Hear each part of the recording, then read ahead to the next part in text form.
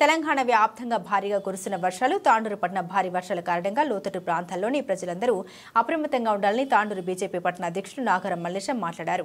Municipal శాఖ drainage కాలువలు ఎప్పటికప్పుడు పర్యవేక్షించి ముందస్తు చర్యలు తీసుకుని ఆస్తి నష్టం, ప్రాణ నష్టం కాకుండా చూడాలని, అదేవిధంగా ఐరన్ స్తంభాలను కరెంటు షాక్ తగలకుండా జాగ్రత్తలు తీసుకోవాలని ప్రజలందరూ కూడా అప్రమత్తంగా ఉండాలని కోరుకుంటున్నామన్నారు.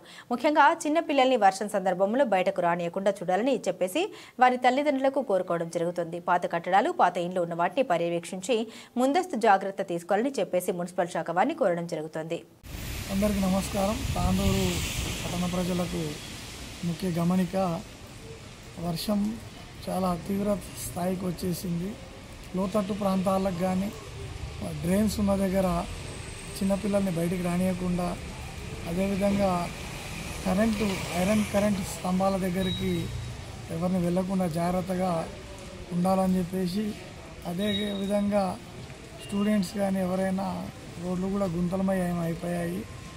కొద్దిగా బైక్స్ నడిపించేటప్పుడు కానీ చాలా జాగ్రత్తగా ఉండాలని చెప్పేసి, ఎటువంటి ఆస్తి నష్టము, ప్రాణ నష్టం కాకుండా మున్సిపల్ శాఖ వారు కానీ రెస్క్యూ టీంలు కానీ ముందస్తు చర్యలు తీసుకొని డ్రైన్లన్నీ క్లీన్ చేసి ఈ భారీ వర్షానికి లోతట్టు ప్రాంతాలు ముఖ్యంగా సాయిపూర్లో